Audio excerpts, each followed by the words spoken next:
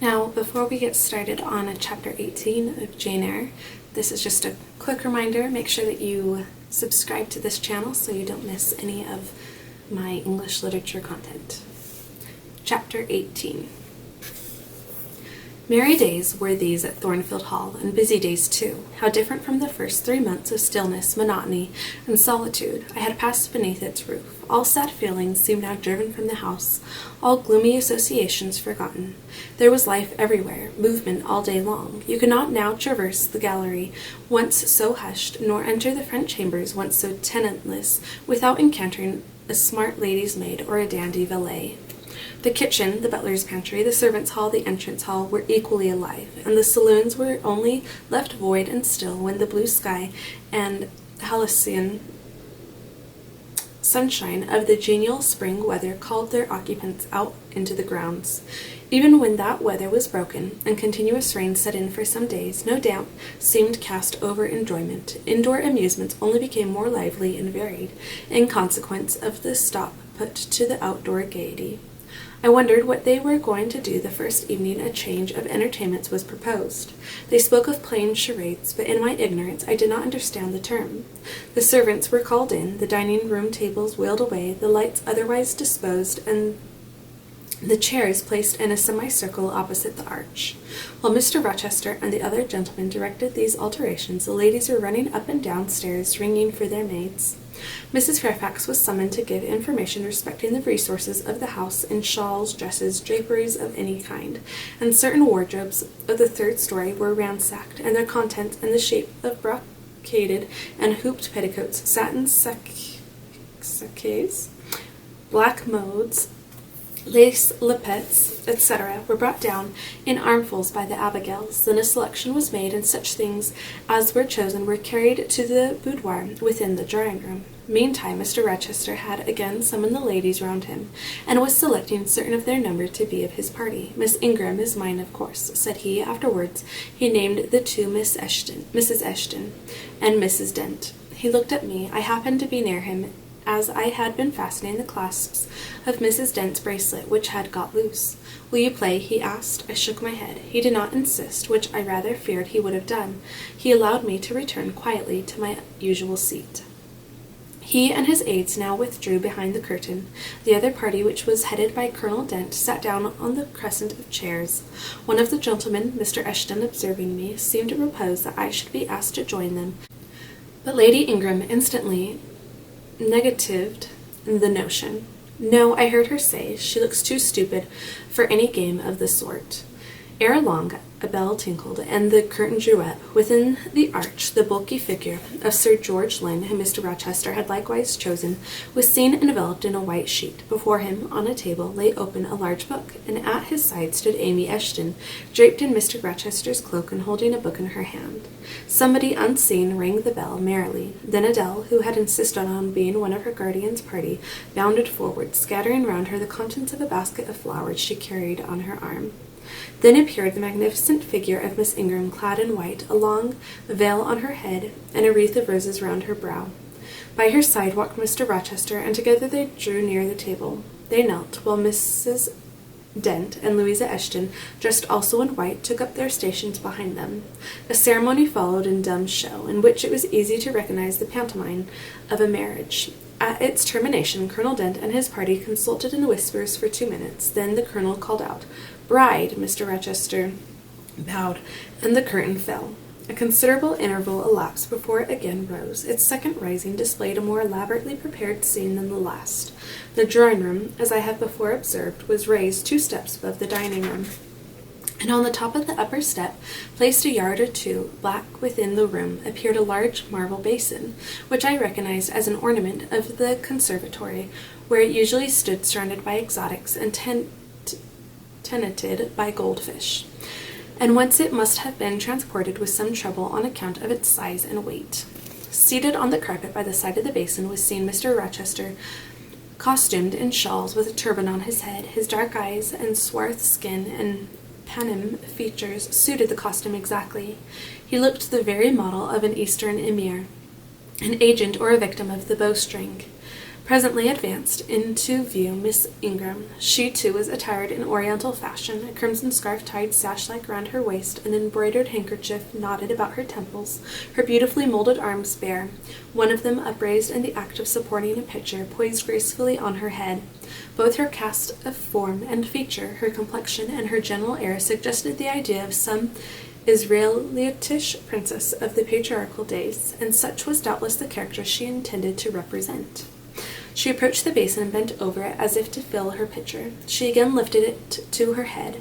The personage on the well brink now seemed to accost her, to make some request. She hastened, let down her pitcher on her hand, and gave him to drink.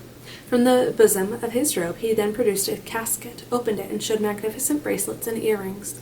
She acted astonishment and admiration. Kneeling, he laid the treasures at her feet. Incredulity and delight were expressed by her looks and gestures. The stranger fastened the bracelets on her arms and the rings in her ears. It was Eliezer and Rebecca, the camels, only were wanting. The divining party again laid their heads together. Apparently they could not agree about the word or syllable the scene illustrated. Colonel Dent, their spokesman, demanded the tableau of the whole, whereupon the curtain again descended. On its third rising, only a portion of the drawing room was disclosed, the rest being concealed by a screen, hung with some sort of dark and coarse drapery. The marble basin was removed. In its place stood a deal table and a kitchen chair. These objects were visible by a very dim light proceeding from a horn lantern, the wax candles being all extinguished. Amidst this sordid scene sat a man with his clenched hands resting on his knees and his eyes bent on the ground. I knew Mr. Rochester, though the begrimed face, the disordered dress, his coat hanging loose from one arm as if it had been almost torn from his back in a scuffle, the desperate and scowling countenance, the rough bristling hair might well have disguised him. As he moved, a chain clanked, to his wrists were attached fetters. "Bridewell!" exclaimed Colonel Dent, and the charade was solved. A sufficient interval having elapsed for the performers to resume their ordinary costume, they re-entered the dining room. Mr. Rochester led in Miss Ingram. She was complimenting him on his acting. "Do you know," said she, "that of the three characters I liked you in the last best? Oh, had you but lived a few years earlier, what a gallant gentleman highwayman you would have made!" "Is all the soot washed from my face?" he asked, turning it towards her. "Alas, yes, the more's the pity. Nothing could be more becoming to your complexion than that ruffian's rouge." "You would like a hero of the road, then? An English hero of the road would be the next best thing to an Italian bandit, and that could only be surpassed by a Leviathan pirate. Well, whatever I am, remember you are my wife. We were married an hour since, in the presence of all these witnesses." She giggled, and her color rose. "Now, Dent," continued Mr. Rochester, "it is your turn." And as the other party withdrew, he and his band took the vacated seats. Miss Ingram placed herself at her leader's right hand. The other diviners filled the chairs on each side of him and her. I did not now watch the actors. I no longer waited with interest for the curtain to rise. My attention was absorbed by the spectators. My eyes, erewhile fixed on the arch, were now irresistibly attracted to the semicircle of chairs. What charade Colonel Dent and his party played, what word they chose, how they acquitted themselves, I no longer remember. But I still see the consultation which followed each scene. I see Mr. Rochester turn to Miss Ingram, and Miss Ingram to him. I see her incline her head towards him till the jetty curls almost touch his shoulder, and wave against his cheek. I hear their mutual whispering. I recall their interchanged glances, and something even of the feeling roused by the spectacle returns in memory at this moment. I have told you, reader, that I had learnt to love Mr. Rochester.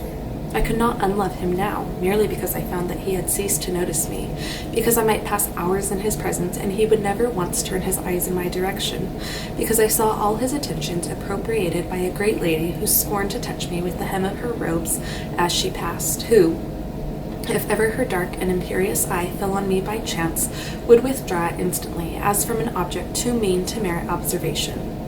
I could not unlove him, because I felt sure he would soon marry this very lady, because I read daily in her a proud security in his intentions respecting her, because I witnessed hourly in him a style of courtship which, careless and choosing rather to be sought than to seek, was yet, in its very carelessness, captivating, and in its very pride, irresistible.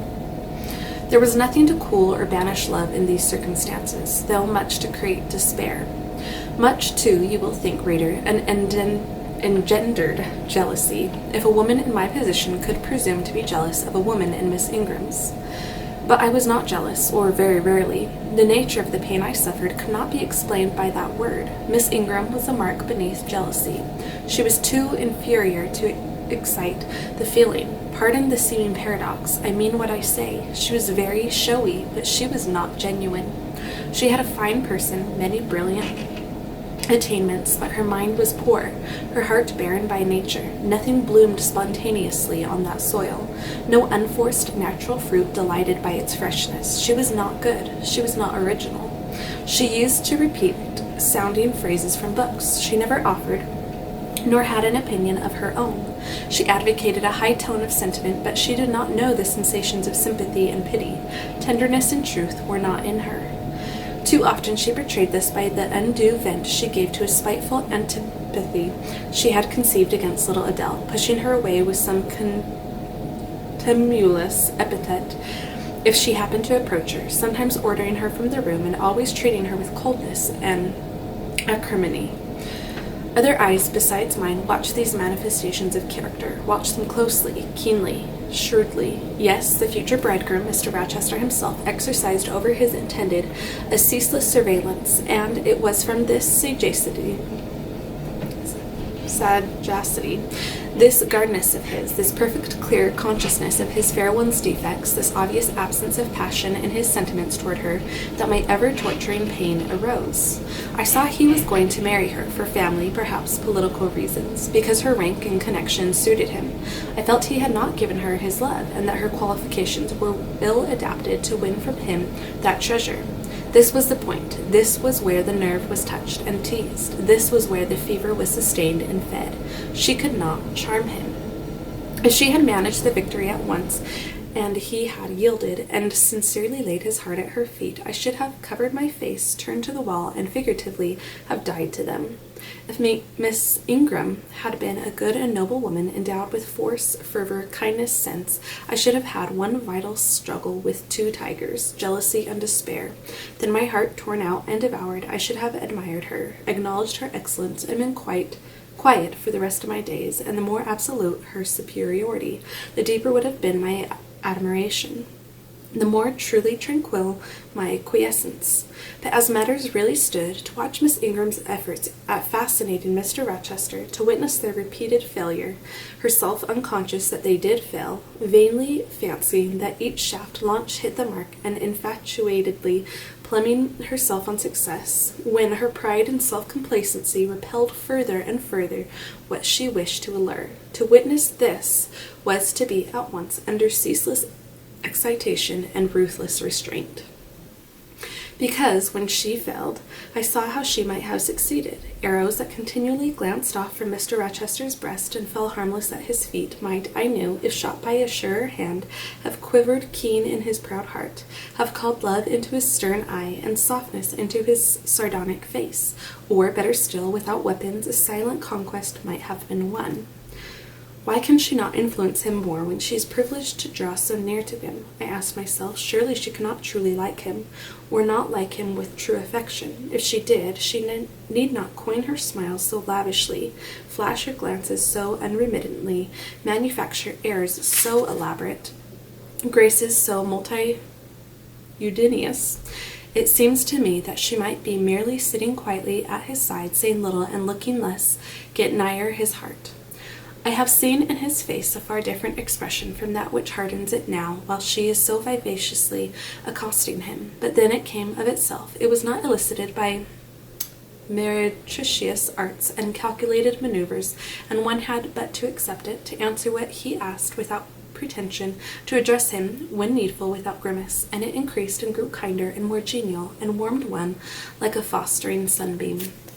How will she manage to please him when they are married? I do not think she will manage it, and yet it might be managed, and his wife might, I verily believe, be the very happiest woman the sun shines on. I have not yet said anything condemnatory of Mr. Rochester's project of marrying for interest and connections. It surprised me when I first discovered that such was his intention. I had thought of him a man unlikely to be influenced by motives so commonplace in his choice of a wife, but the longer I considered the position, education, etc. of the parties, the less I felt justified in judging and blaming either him or Miss Ingram for acting in conformity to ideas and principles instilled into them, doubtless from their childhood. All their class held these principles, I supposed. Then they had reasons for holding them such as I could not fathom. It seemed to me that, were I a gentleman like him, I would take to my bosom only such a wife as I could love. But the very obviousness of the advantages to the husband's own happiness offered by this plan convinced me that there must be arguments against its general adoption of which I was quite ignorant. Otherwise, I felt sure all the world would act as I wished to act.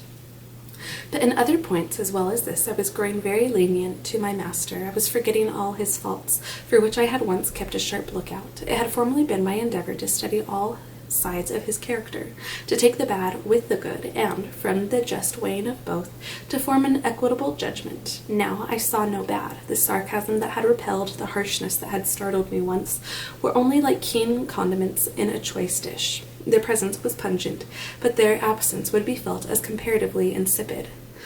And as for the vague something, was it a sinister or a sorrowful, a designing or a desponding expression, that opened upon a careful observer now and then in his eye, and closed again before one could fathom the strange depth partially disclosed, that something which used to make me fear and shrink as if I had been wandering amongst volcanic-looking hills and had suddenly felt the ground quiver and seen it gape, that something I, at intervals, beheld still, and with throbbing heart, but not with palsied nerves. Instead of wishing to shun, I longed only to dare to divine it. And I thought Miss Ingram happy, because one day she might look into the abyss at her leisure, explore its secrets, and analyze their nature.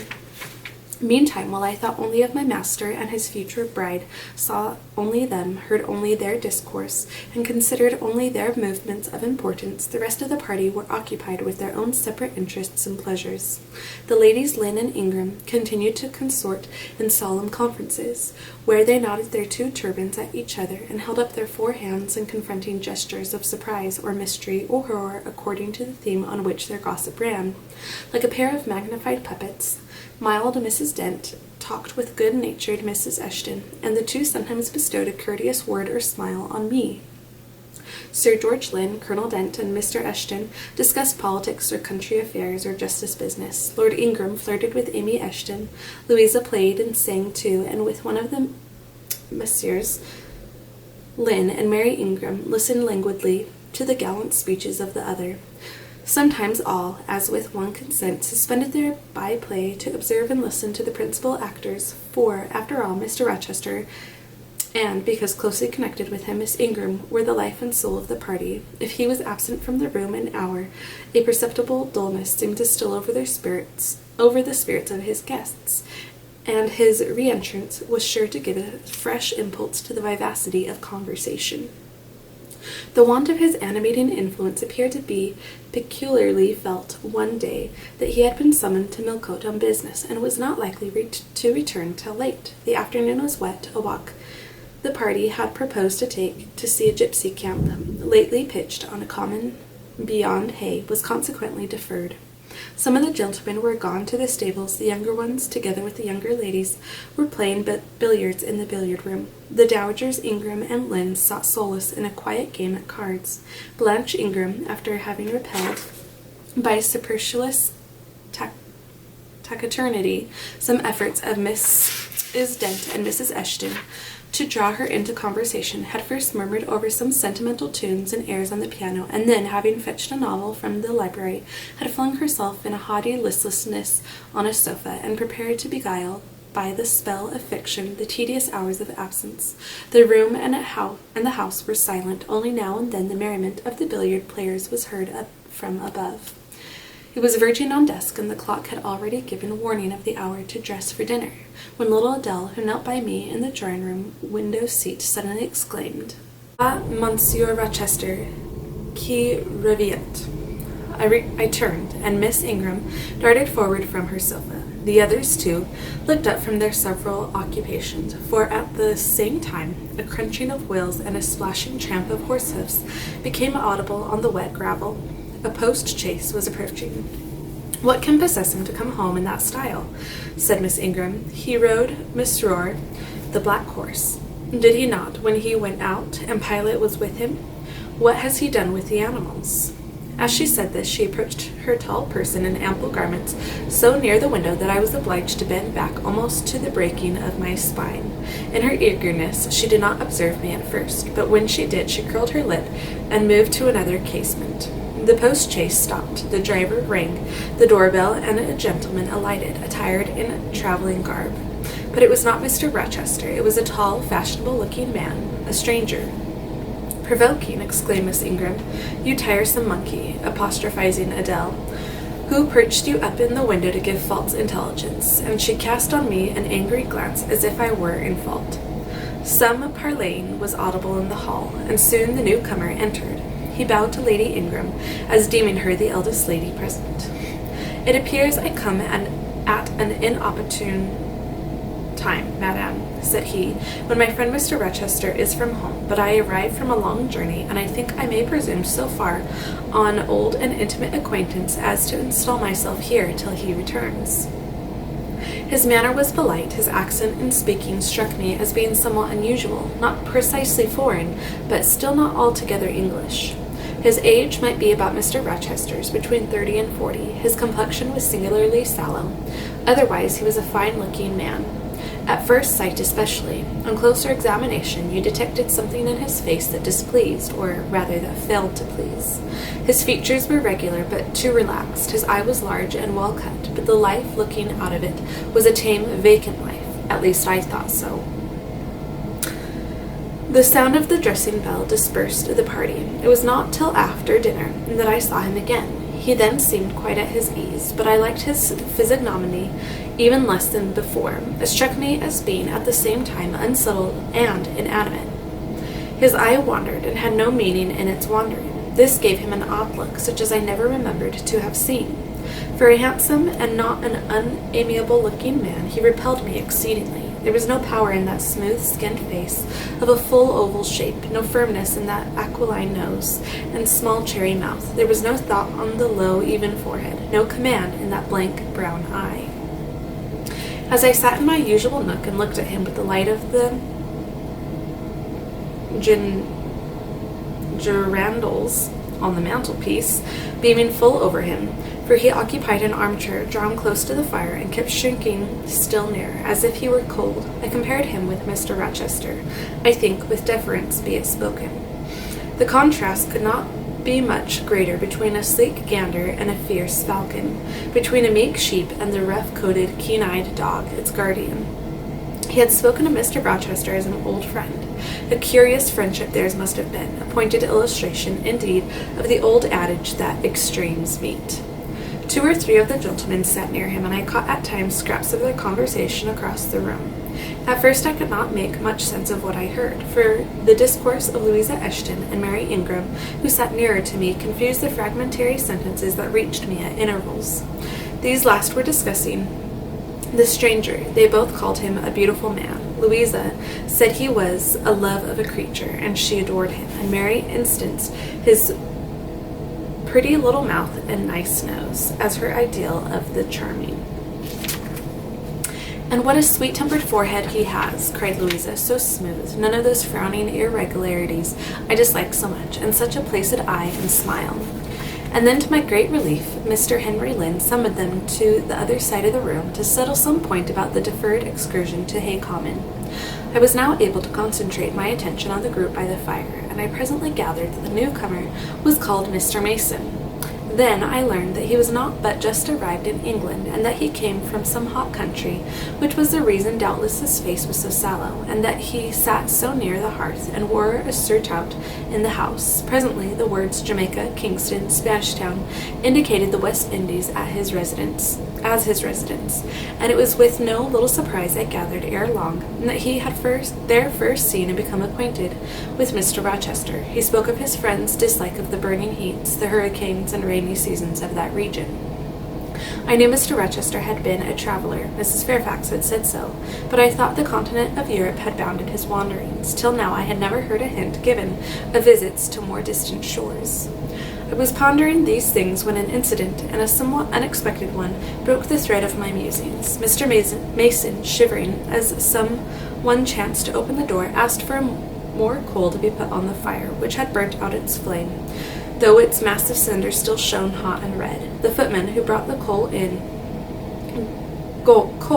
going out stopped near Mr. Eshton's chair and said something to him in a low voice, of which I heard only the words, "Old woman, quite troublesome."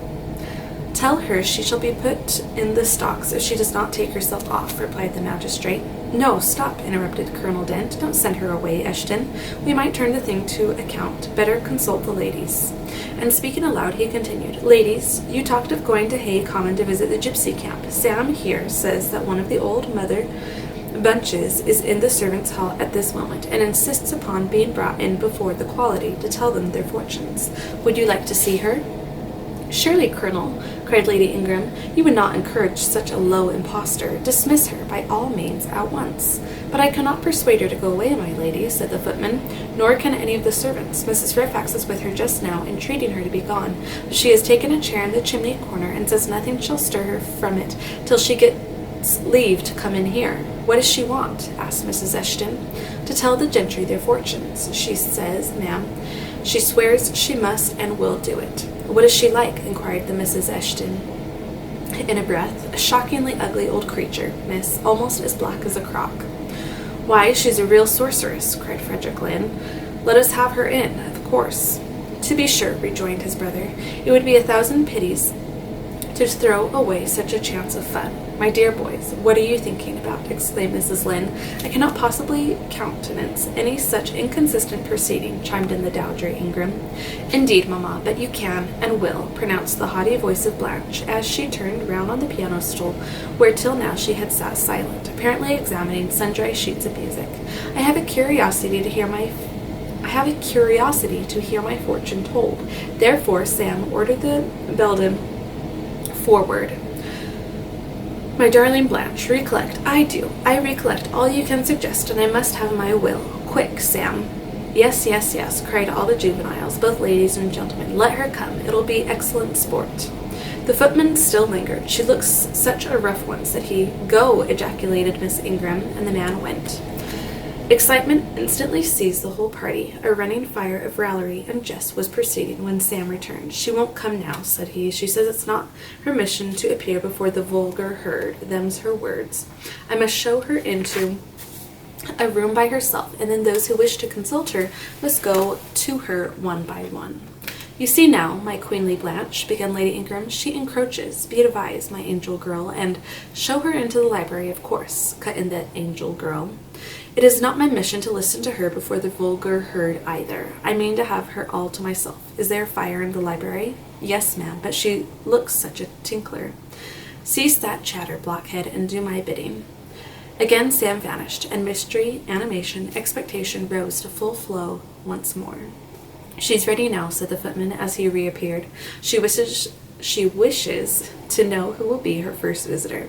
"I think I had better just look in upon her before any of the ladies go," said Colonel Dent. "Tell her, Sam, a gentleman is coming." Sam went and returned. "She says, sir, that she'll have no gentlemen. They need not trouble themselves to come near her, nor," he added with difficulty, suppressing a titter, "any ladies either, except the young and single." "By Jove, she has taste," exclaimed Henry Lynn. Miss Ingram rose solemnly. "I go first," she said, in a tone which might have befitted the leader of a forlorn hope, mounting a breach in the van of his men. "Oh, my best, oh, my dearest, pause, reflect," was her mamma's cry. But she swept past her in a stately silence, passed through the door which Colonel Dent held open, and we heard her enter the library. A comparative silence ensued. Lady Ingram thought it le cas to wring her hands, which she did accordingly. Miss Mary declared she felt for her part she had never dared venture. Amy and Louisa Eshton tittered under their breath and looked a little frightened. The minutes passed very slowly. 15 were counted before the library door again opened. Miss Ingram returned to us through the arch. Would she laugh? Would she take it as a joke? All eyes met her with a glance of eager curiosity, and she met all eyes with one of rebuff and coldness. She looked neither flurried nor merry. She walked stiffly to her seat and took it in silence. "Well, Blanche," said Lord Ingram. "What did she say, sister?" asked Mary. "What do you think? How do you feel? Is she a real fortune-teller?" demanded the Mrs. Eshton. Now, good people," returned Miss Ingram, "don't press upon me. Really, your organs of wonder and credulity are easily excited. You seem, by the importance of you all, my good mamma included, ascribed to this matter absolutely, to believe we have a genuine witch in the house, who is in close alliance with the old gentleman. I have seen a gypsy vagabond. She has practiced in hackneyed fashion the science of palmistry, and told me what such people usually tell. My whim is gratified, and now I think Mr. Eshton will do well to put the hag in the stocks tomorrow morning, as he threatened."